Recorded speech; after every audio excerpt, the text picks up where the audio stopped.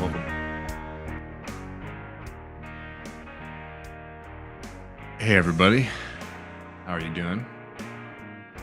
Welcome to this week's Griscom stream. My name is David, broadcasting to y'all live from Austin, Texas.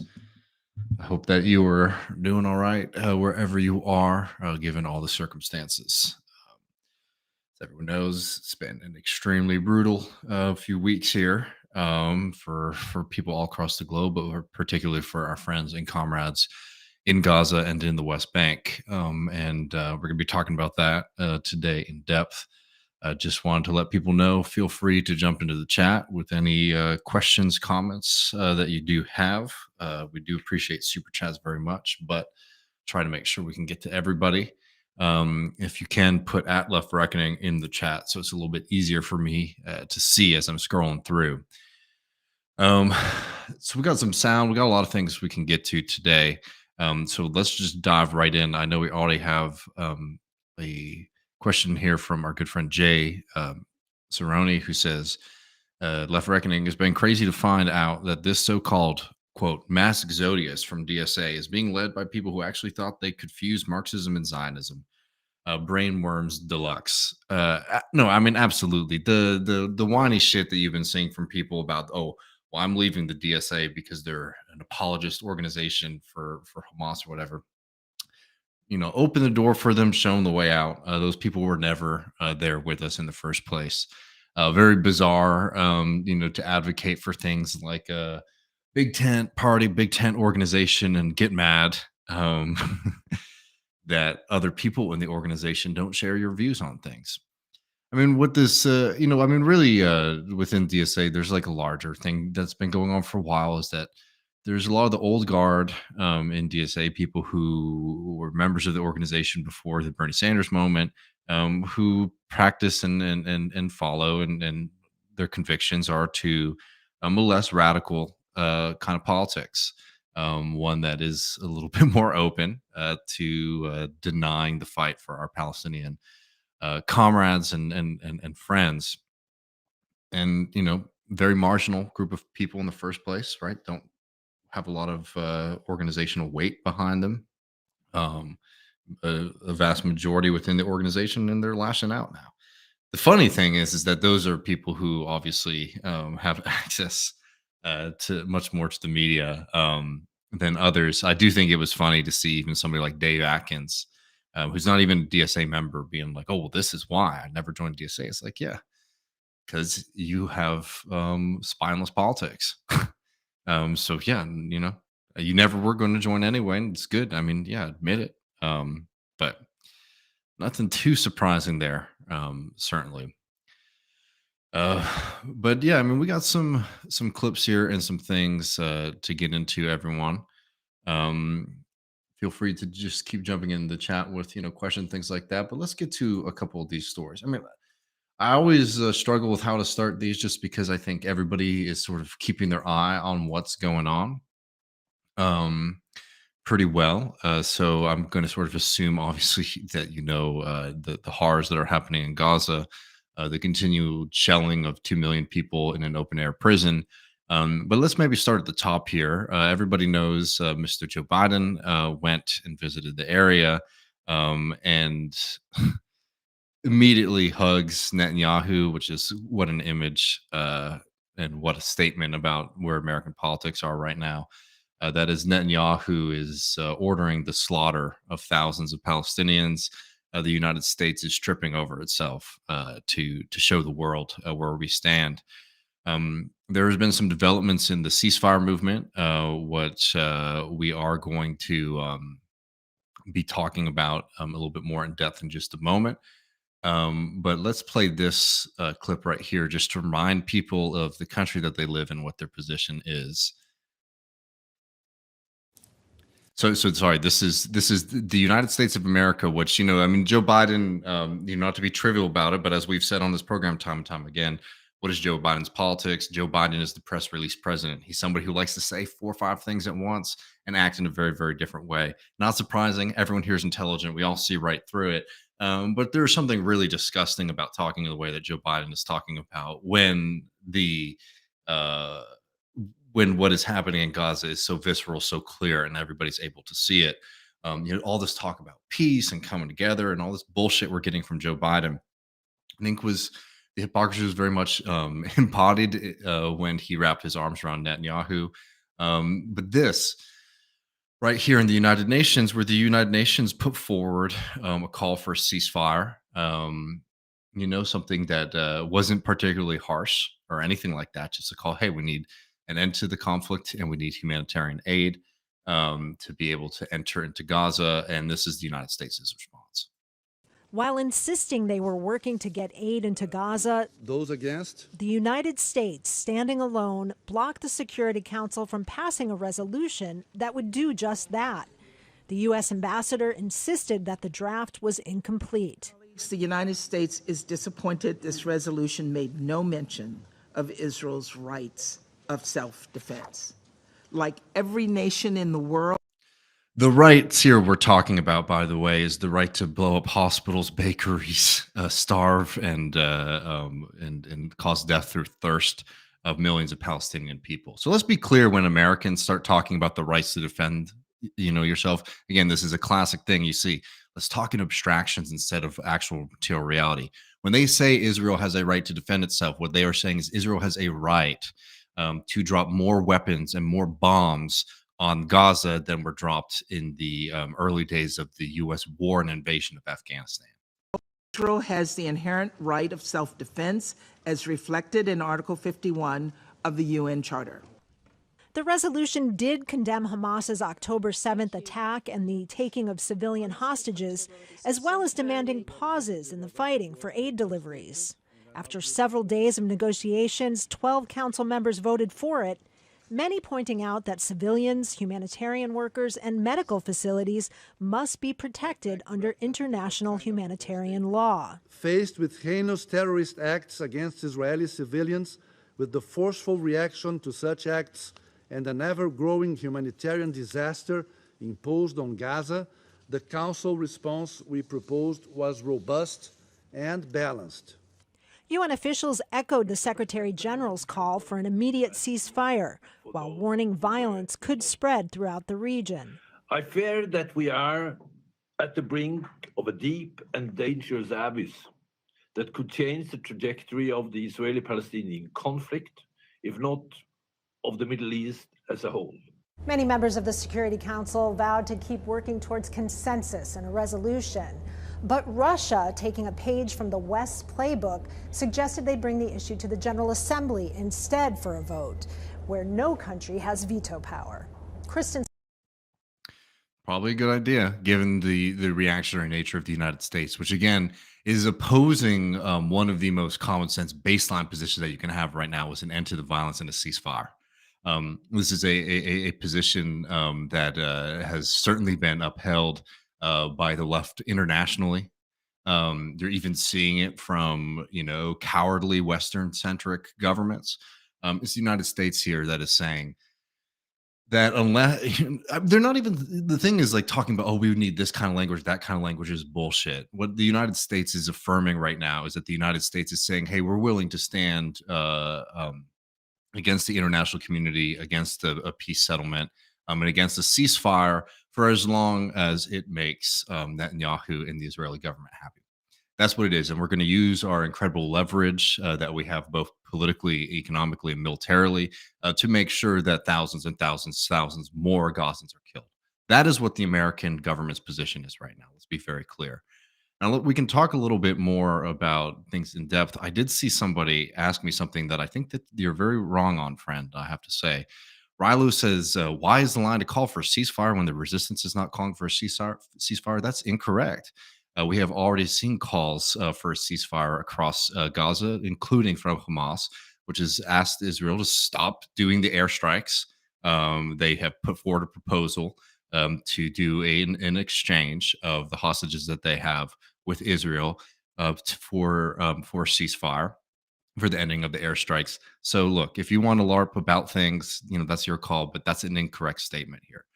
Now let's move on and talk about some of the other international responses that we've seen here. I wanted to highlight again something that we're seeing from Spain. We played on Tuesday one of the calls from Ione Bellara, who is the Secretary General of Podemos. This will be in Spanish, but there'll be subtitles here. This is what she said just the other day that I think is a very good statement as well. Le he pedido en el día de hoy a nuestro socio, al Partido Socialista, que nos tomemos más en serio la lucha contra este genocidio planificado que está llevando a cabo Israel contra el pueblo de Palestina. Para ello, creo que deberíamos suspender urgentemente las relaciones diplomáticas con el Estado de Israel, como España, y que además deberíamos impulsar el debate a nivel europeo para aplicar sanciones económicas ejemplares contra los responsables políticos de este genocidio. Creo que eso ya se hizo en el caso de Rusia y creo que estamos tardando para aplicarlo también en el caso de Israel contra Netanyahu, también contra su ministro de Defensa y contra el resto de responsables políticos que están decidiendo este castigo colectivo contra los palestinos y las palestinas que, insisto, incluye bombardeos masivos sobre población civil, cortes de agua, cortes de luz, en lo que es una clara vulneración del derecho humanitario internacional. Le he pedido en el día de hoy a nuestro That's exactly right. For people who might be listening later, I mean, what she's calling for is sanctions on Netanyahu and the Israeli government. There need to be sanctions. There needs to be punishment for Israel. This shelling of Gazans needs to stop. It is absolutely clear to anybody with eyes or heart what is going on right now. And this should be a baseline position for any kind of left wing a member of government right here. Ceasefire, end of occupation, sanctions against Israel. That's it. That is a baseline position, in my opinion, right now. We need to see a lot more courage from people than we've been seeing.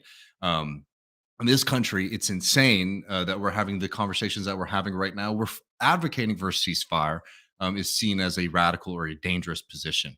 I have tremendous love and support for all of the people out there who have been, advocating for this ceasefire.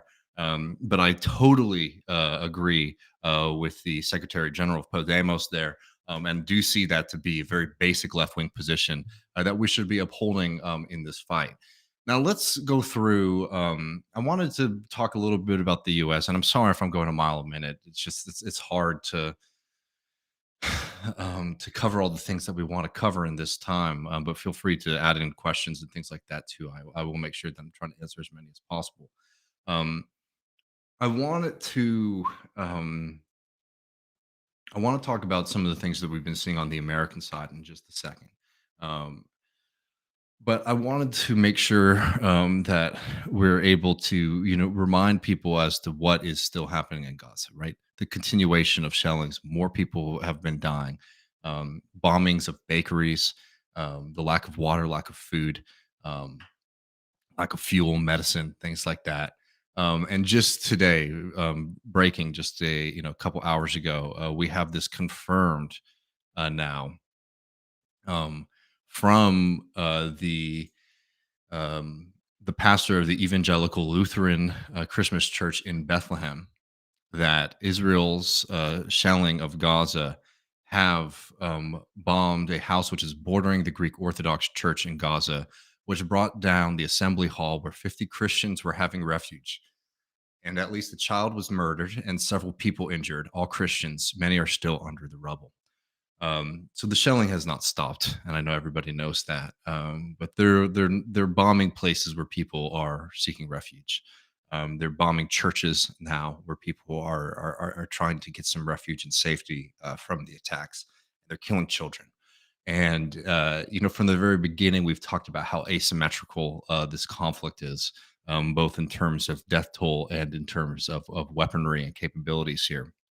Um, the death tolls that we're getting from Gaza now are astronomical. It is nowhere close to symmetrical in any way, shape, or form. Not even that would be a moral position to say, oh, we need to have symmetry. Oh, you kill this many, we kill this many, kind of thing. The killing needs to stop. Full stop. Israel needs to pull back from the bombing campaign. They need to end the occupation. But first and foremost, we need a ceasefire now, because they are straight up slaughtering Gazans in mass. They're slaughtering people in their homes. They're slaughtering people in hospitals. They're slaughtering people in churches. It's disgusting. It is unbelievable. It is an unbelievable display of inhumanity that we're seeing right And what is so shocking is the game that we're still having to play here.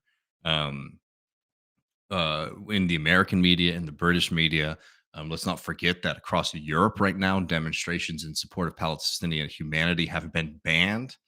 The attacks, these attacks on the humanity of on Palestinians goes hand in hand with the frightening overreach of government to shut down civilian protests, shut down civilian free speech all across the globe, which has been a problem for a long while. Too many on the left have been silent, cowardly about this, by the way.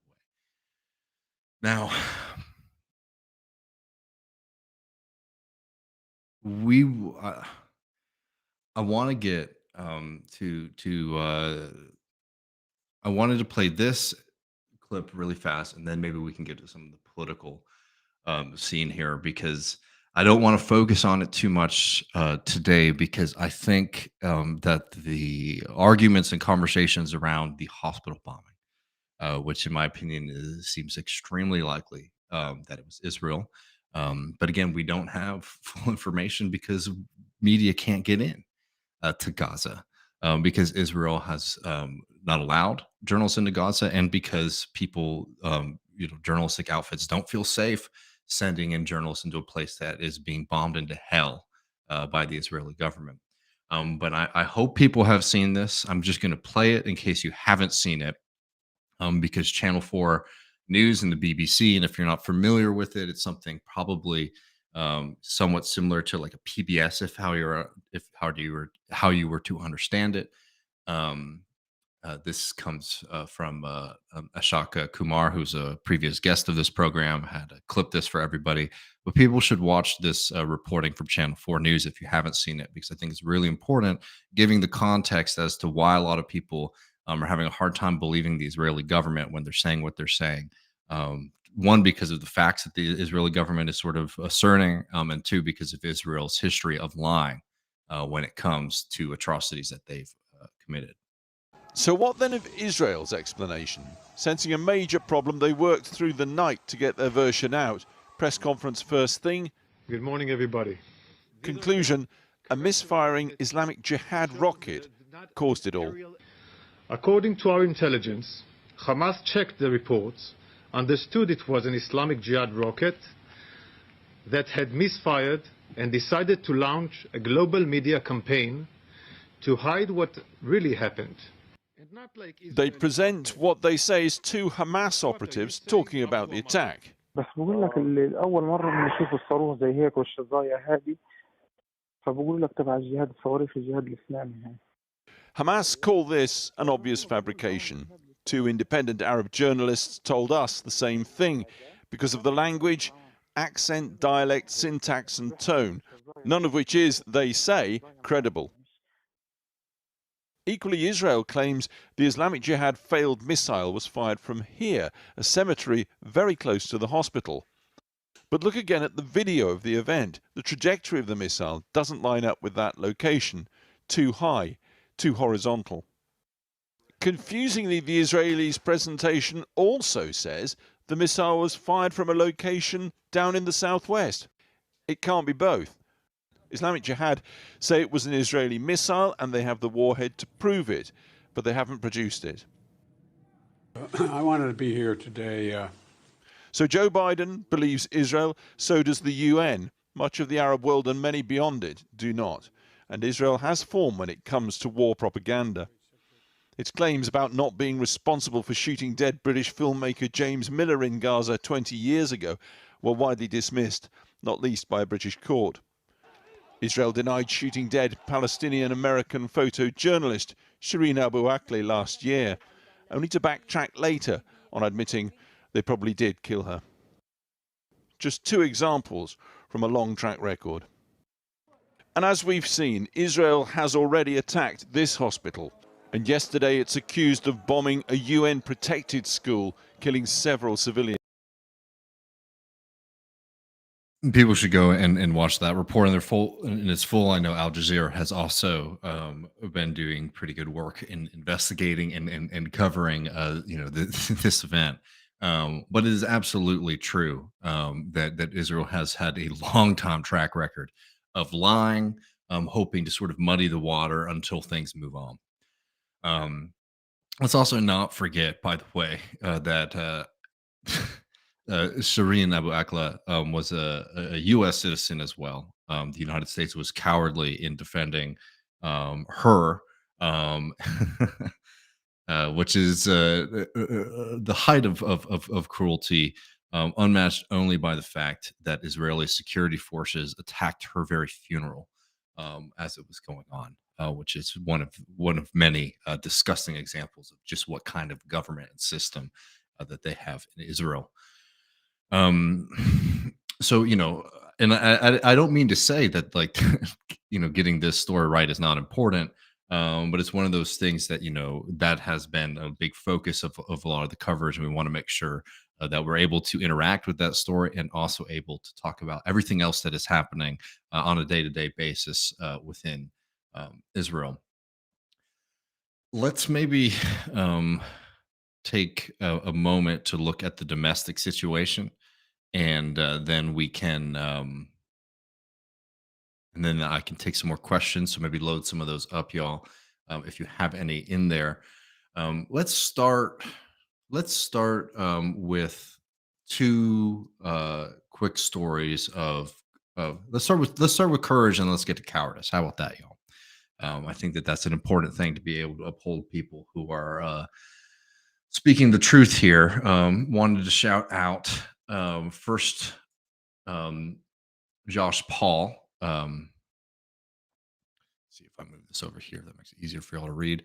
Uh, let's shout out first here, Josh Paul, who is Biden administration State Department employee who resigned due to Joe Biden and the Biden administration's cowardice in defending Israel's slaughter of Gazans and opposing the ceasefire. Also wanted to shout out this is kind of a newer story, but shout out another individual who took a very brave stand as well. Um, Ro Khanna's political director, who just resigned after only 2 weeks on the job. This is reporting from Ryan Grimm. He wanted Khanna to co-sponsor Tlaib's ceasefire resolution, but Khanna has not done so.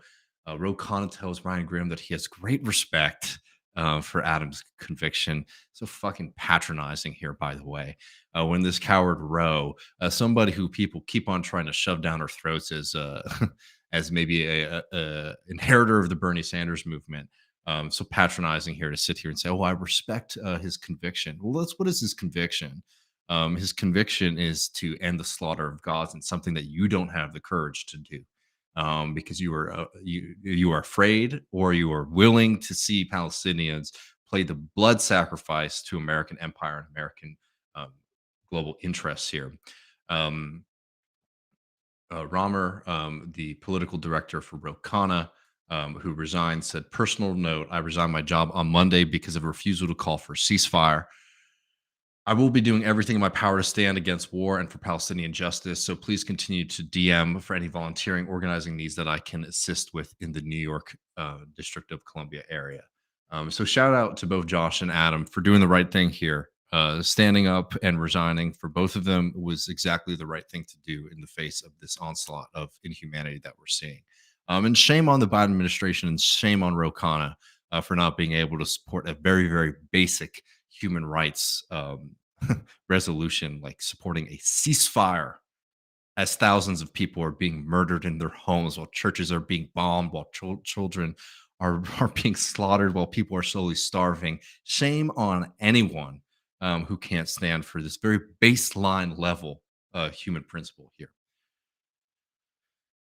I want to play some clips and continuing our little shout out section here of two people who have been extremely brave, and I've been very proud of both Rashida Tlaib and Cori Bush for their leadership, for their courage, and for their willingness to put pressure on those, both people like Biden and people around them in the progressive movement, who have been cowardly on this question, and continuing to fight for a ceasefire.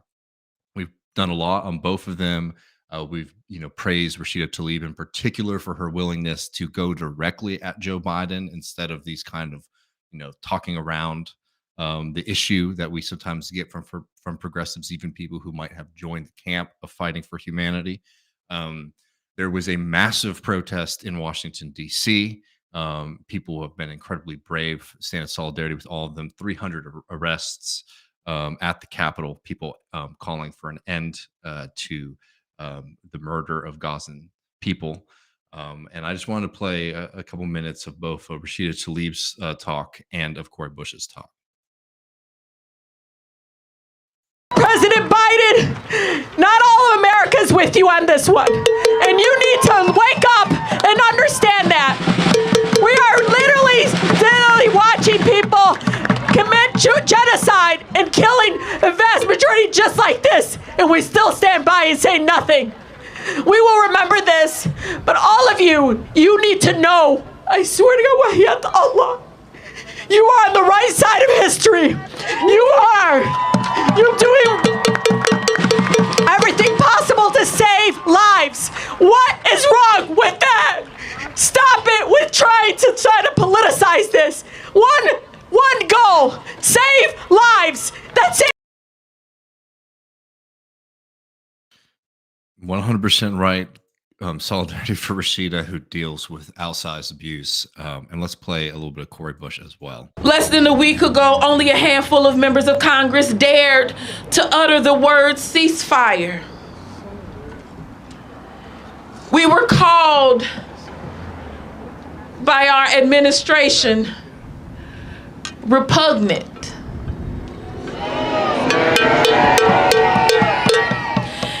They called us disgraceful for pushing peace. But I tell you what, there is nothing repugnant and nothing disgraceful about saving lives. War is repugnant and war is disgraceful. And so we are right. And so on Monday, 11 more members joined us in the introduction of the Ceasefire Now resolution. And all the people who have been phone banking and encouraging members of Congress, people like Greg Casar, who initially were not supporting the ceasefire, hold this as a victory for your actions and your commitment to Palestinian human rights and justice. These people, the holdouts, they need to be pushed. They need to be called. They need to be called out until they stand for this very common sense position. There's been a tremendous amount of organizing and fighting that has gone into getting some of these members to sign up again for something that should be an immediate. So it's disappointing that we even have to have a conversation on that. But all the people who have been out there protesting in DC, all across the country, phone banking, these are victories that you are winning for humanity, for justice. And I don't know if I want to sidetrack ourselves too much, but I do just have to say, when you see people like Rashida Tlaib and Cori Bush leading this fight, I mean, that's exactly what movement politicians should be doing. People like to criticize the squad a lot, and we do that a lot on this program. There's been a lot of extremely disappointing positions of our elected officials from this movement. AOC has said some good things, but she also said she would still support Iron Dome funding, which is horrific, to continue, jumping hoops over this issue when what you really need to be doing is standing up very clearly for Palestinian rights. But all that being said, the frustrations that we may have, what Cori Bush and Rashida Tlaib are doing right now is exactly what movement level politicians should be doing. And there's a group of people out there who, who are extremely critical of these folks, and I don't have a problem with people being critical. But what does frustrate me is when you see something like this, when you see mass mobilizations of people fighting for Palestinians, when you see a very clearly worded and simple demand, ceasefire, this is something that we can fight for, this is something that we can win, this is something that's desperately needed, and you're unable to show up and support it. I think sometimes we have to be able to look at ourselves in the mirror and ask ourselves, is this building our movement? Is this protecting people or not? And I'll just leave it at that for right now. We can maybe do more on that in the future. Um, Next segment will be the one we all love so much, which is condemning assholes. But maybe before we get there, let me make sure I'm not missing too many questions in here from all of our good friends in the chat. Um, our good friend Socialist says, I'm Cuban and I just want to say blockades and occupations are disgusting when done to innocent people, even if the government is bad. Solidarity with Palestinians left is best. Thank you so much. And the occupation and the blockade on Cuba for sure, too.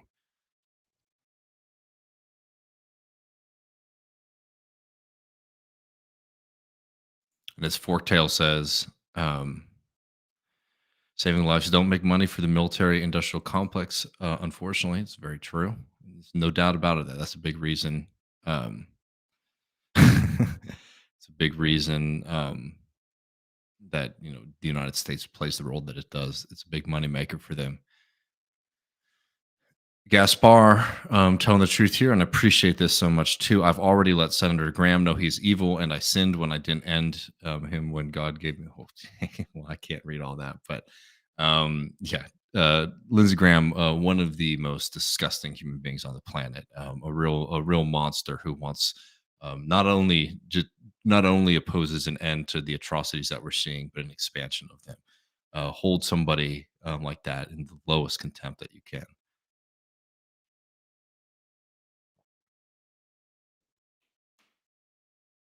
And a very great suggestion here from Surplus Value Theory, who says, "Where's Gaza's Iron Dome?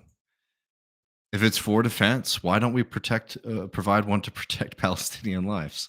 That's a very nice little piece of logic there. We all know the reason why is because Palestinian lives are expendable to the United States of America. Um,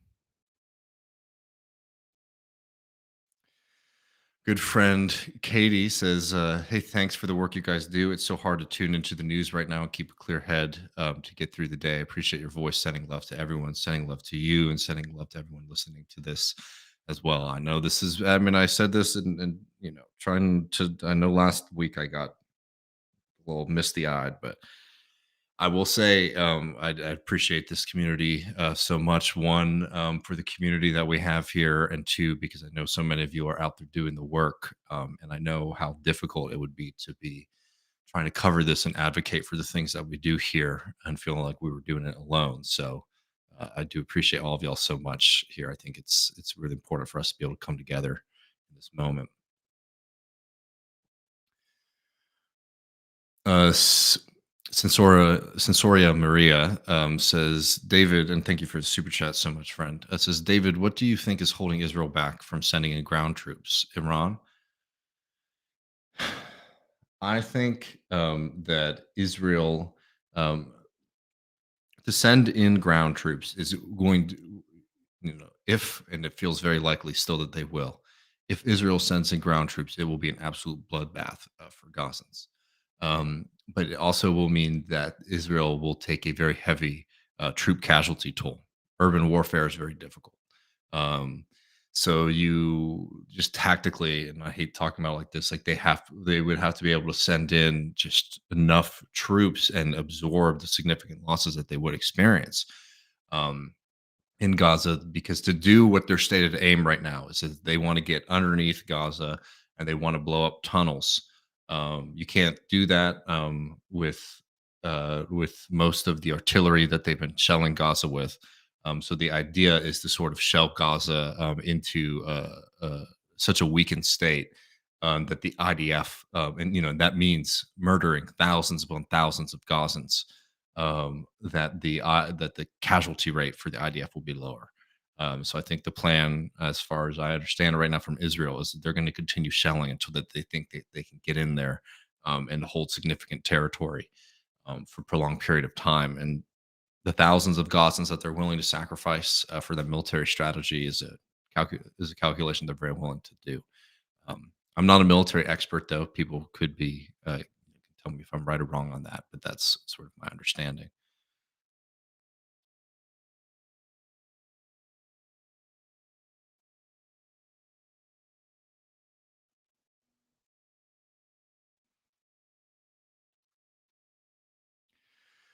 So let's go over to, I think, one of the most despicable characters in the American progressive scene right now. Um, Somebody who got a lot of attention as they ran against a former television doctor, talking about John Fetterman. Somebody who's been memed to death, celebrated for his demeanor and persona and all that kind of stuff. Somebody who has shown himself time and time again to be an absolute coward when it comes to Palestinians. Um, Before this, but I think somebody who has, in the past few weeks, shown himself to have a lack of human commitment to justice. Truly, truly disgusting shit that we've been seeing from none other than Senator John Fetterman. Somebody who we were happy when he beat the right winger she was up against, but has sort of shown the inhumanity that sort of lies within the Democratic Party and with a lot of people who consider themselves to be progressives, frankly. Fetterman said, quote, now is not the time to talk about a ceasefire. We must support Israel in efforts to eliminate the Hamas terrorists who slaughtered innocent men, women, and children. Hamas does not want peace. They want to destroy Israel. We can talk about a ceasefire after Hamas is neutralized. One of the most despicable, psychotic, anti-human statements that you can make on this. I almost don't want to give it the dignity of like a response other than anything but two middle fingers and a fuck you for talking like this. But let's give him let's give him some kind of um, benefit of humanity that he's unwilling to give to Gazans. Now is exactly the time to talk about a ceasefire. As we've talked about, the death toll in Gaza is rising to unimaginable levels. The horrors of bombings of children, of families, of people, of churches, of hospitals, of food infrastructure, water infrastructure, all across the board that we're seeing in Gaza demands that the only basic human position here is an end to the carnage and an end to the violence. It's disgusting to sit here and say what you're saying right now, knowing full well what is happening. He knows full well what is happening. And he's saying, this is an okay thing. This is okay with me. We want to play this game. Secondly, I will just say this. It's a little bit of a but actually point. But let's talk about the reality of what he's talking about here. We must support Israel in its efforts to eliminate Hamas terrorists. Again, what he is talking about is the leveling of Gaza, right? The idea that you could eliminate Hamas, right? That's what your intended goal is here. It's very clearly not the Israeli goal as they continue to rack up the death toll of civilians. Like, even if you could flip a switch and there's no more Hamas, right? What do you think changes after you brutalize and dehumanize and murder thousands of people in an area? Does that change the dynamics at all? Does it? No. Hamas will very quickly be replaced by any one of the other organizations out there. It's just it's short-sighted. And again, I don't even want to like fixate on this because I don't agree with the goal stated by John Fetterman here. But the idea that you're going to be able to eradicate like the problem by killing certain militants is just wrong. The problem is the occupation. The problem is the apartheid system. The problem is the fact that 2 million people spend their entire life in open air prison where they don't have any control over themselves. Again, as we know, Hamas is something that has been supported very much by Israel because they wanted to destroy some of the secular movements that were fighting for Palestinian liberation. But honestly, at a certain point, even talking about that gives too much credence and ignores too clearly the anti-human position that John Fetterman is taking here. What he is saying when he says that this is not a time for a ceasefire is that he is fine with millions of Gazans being slaughtered. That is the kind of language that he is invoking when he says this is not the time for a ceasefire. When you say it's not the time for a ceasefire, that means that you support the thousands of deaths of Palestinians, a significant portion of that, by the way, being children. Um, talking like this certainly helps you out with your psychopath donors. Certainly helps you climb the ranks of the Democratic Party, and that shows again how inhumane that party is, how inhumane our government is. But it is an absolutely disgusting statement. It's a very clear declaration of where Fetterman stands on a whole host of questions. Again, this is somebody who turned his back on Medicare for all extremely quickly, has shown himself to be someone who likes to cosplay as a working class voice, but very clearly represents the interests of the rich and powerful. Um, it's not new. We've known about this for a while. Ben Burgess wrote a really great piece, for example, on Fetterman when he was running for Senate, about how despicable Fetterman's views on Palestine were. But Ryan Grimm, reporting in The Intercept, I pulled that up, um, noted that Fetterman has completely given himself over, to the donor class on these kind of things. Um, After meeting with DMFI, um, Democratic Majority for Israel representatives, the Fetterman campaign reached back out and said, um, they sent us a position paper, which we thought was very strong, Melman said, but it wasn't quite strong enough. Jewish Insider reported that the DMFI emailed back some comments on the paper, which Fetterman was receptive to addressing in a second draft. So this is an elected official basically letting lobbyist organizations write his statements on these kind of things. Disgusting, despicable coward is who he is, and I think it's time to be very, very clear about who Fetterman is, and maybe stop this game of trying to think that maybe he's going to be converted. He's made it very clear this is a test. This is a very clear moment where you're going to see where people stand, both politicians and people in our movement, and he failed. He failed big time.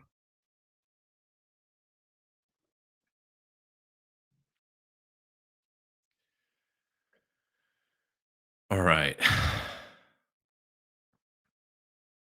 Probably gonna have to leave in just a second. We're gonna be back this Sunday with a bonus episode. Um,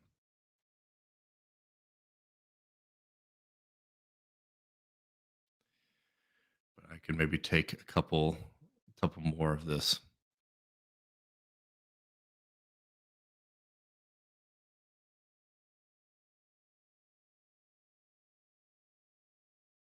A couple more questions if anyone has any.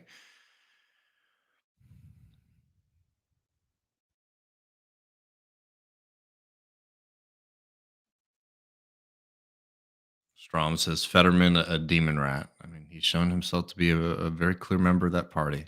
That party, by the way, which has been this is here's something that I think is maybe a really important tactical decision that people should be making right now. The left in the United States has been sort of struggling to find its way, both because of the historical weakness of the socialist movement in this country, of the labor movement of this country, of the left more broadly in this country. There is a concerted effort right now to shut down anti-genocide voices in the United States. There is a legal effort, a government effort across Europe right now to shut down those voices. As people know, many members of the Democratic Party, particularly in New York, but all across the country, have been waging war and attacking organizations like the Democratic Socialists of America, organizations that have been on the front lines of fighting for ceasefire, fighting for an end for of the occupation and apartheid. And this is a moment where you really need to be expressing a significant amount of left unity, locking arms, because this country, the government of this country, is very clearly against us. The rich and powerful are very clearly against us. The United States military is particularly the military industrial complex is very happy with this conflict. We have very powerful enemies right now. And this is a very clear moment when it's time to sort of operate from a place of solidarity with those who are with us on this basic question here. And I think that that's a principle that in a moment like this is going to be very important for our movement. in general, because we're all getting attacked. As our good friend in Germany says, when Bernie was in Berlin last week, the SPD leader Saskia Esken canceled her visit at his book presentation because Bernie said that killing civilians is a war crime. Also, in regards to the IDF doing so, I know, and I also believe. Correct me if I'm wrong. That a prize was revoked for a Palestinian um, author in Germany. And as we know, in this country, a 6-year-old boy was killed by somebody who had been consuming the vitriol, Islamophobic, anti-Palestinian sentiments that are ever present in the American media. It's an extremely dangerous time.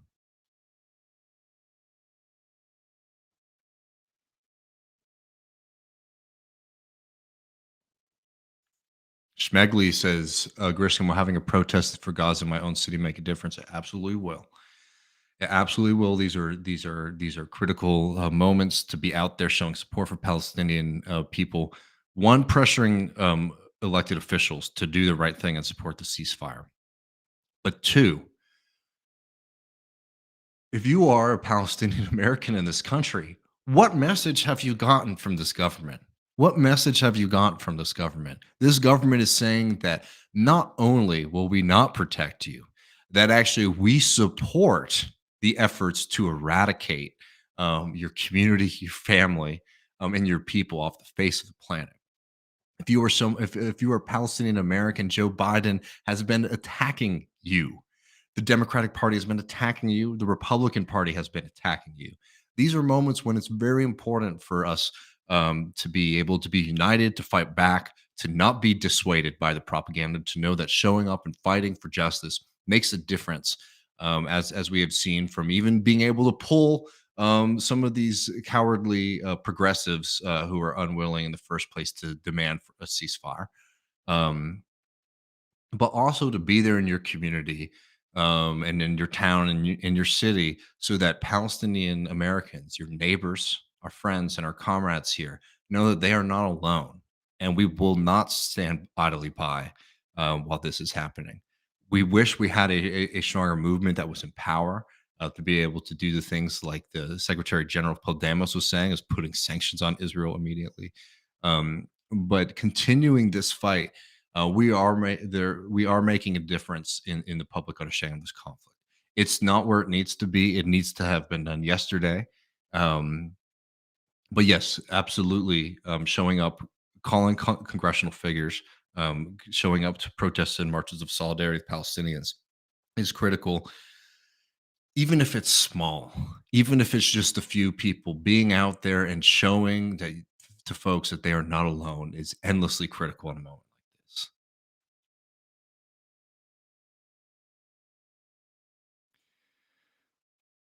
Colt Dog says, David, do you think a lot of the politicians in support of Israel know that there needs to be a ceasefire and just want to appeal to donors, or are they genuine? I think a lot of them are. I think, you can never know what's in somebody's heart, right? But I think there's a significant portion of them that are cowards and they don't want to come out and be first to say something like this because they don't want to face the attacks that they will get. But I think a vast majority, particularly in the Republican Party, they're psychopaths, right?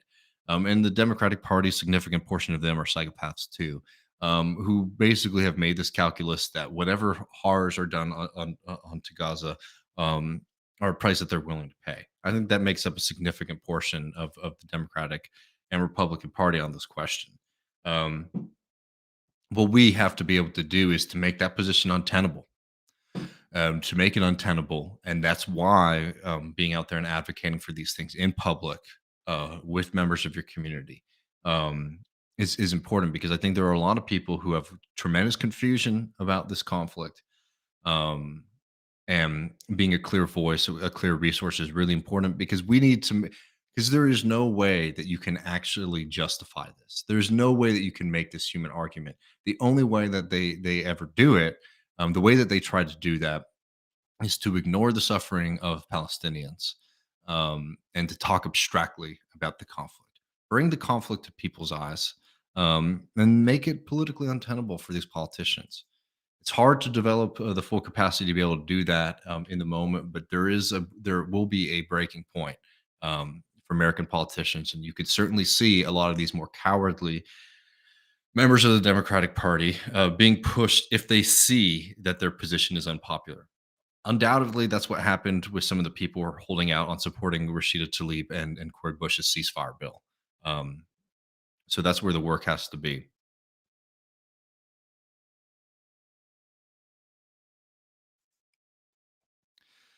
Snack Panther says, would love to see Sean Fain as a U.S. Senator. We certainly would love to see that.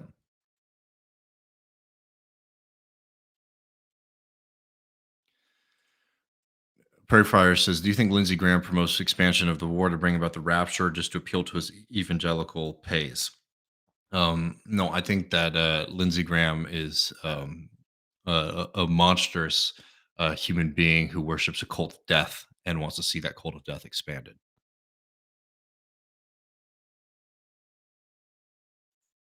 And this is an important note here too. Sensoria Maria says, we do have powerful enemies, but look at Palestinians. They help each other no matter the cost. They care about each other. Absolutely true. I mean, what we see from Palestinians is an example of a really true and powerful humanity. But while we say that and we uphold that, we also need to not abstract Palestinians into something superhuman. They are people just like anyone else who have been exposed to some of the most horrific abuses in modern times. And they feel pain and fear just like anyone else, and they uphold a humanity that I believe is in many of us too. Is I guess what I'm trying to say.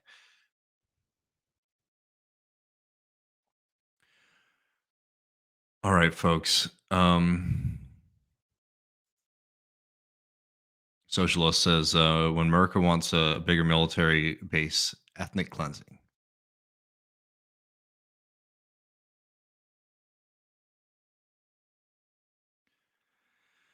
Folks, I would really, I'm gonna make sure I'm not missing any of the super chats because I do appreciate it. I wish I had a little bit more time today, but I actually have to run. I have a job I have to do at 5. But Snack Panther says, "Is there more fog of war in this conflict than in past conflict?" I mean, it's hard to tell. The ability to be able to broadcast information right now that we have is a tremendous tool in sort of breaking through propaganda and things like that. But the people who stand against human rights also know the importance and the ability of being able to spread truth out in a society, which is why they're fighting so hard to stop it. Um, so I don't know. Somebody who has a better historical understanding than me could maybe say one way or the other. But I will say that there's openings to be able to reach a wider audience than might have existed in the past. But as we see, for example, Israel's playbook is to muddy the water, deny, create confusion, all that kind of stuff, right? They understand the psychological aspect of conflicts. The United States government understands it. They have whole departments that are engaged in these kind of aspects of conflict management, right? So, hard to say one way or the other, but that's sort of the lay of the land. Folks, I do appreciate all of y'all so much. I am sorry I have to run. We'll be back this Sunday with a bonus episode, patreon.com/left reckoning, get access to that. We'll be back next Tuesday with the show. Just going to have to do like a hard reset here. It's hard to talk about doing something fun or silly, but I think me and Arm Brown are going to do a Twitch video game stream tomorrow night. I'm not exactly sure what time, but keep your eye on twitch.tv/left reckoning to see me and my good friend Arm Brown hanging out a little bit. So if you need a little bit of a break and want to fuck around for a little bit, maybe come and join us there. I don't have the exact time yet, but keep your eye on my Twitter and Left Reckoning's Twitch channel if you want to come by. Appreciate all of y'all so much. Thank you again. And, as always, feel free to reach out. We appreciate all of y'all so much. And, continue fighting for this ceasefire. I mean, I know sometimes it can feel like trying to put out a fire with like the moisture from a tear, but these things do matter, and the pressure that we've seen from people within anti-war organizations and organizations like the DSA over the past couple of weeks have made a difference. Um, there's a lot of work to be done, but people are doing it, so we can maybe take some solace in that. So continue the fight, friends. We'll see you soon, everybody. Take care.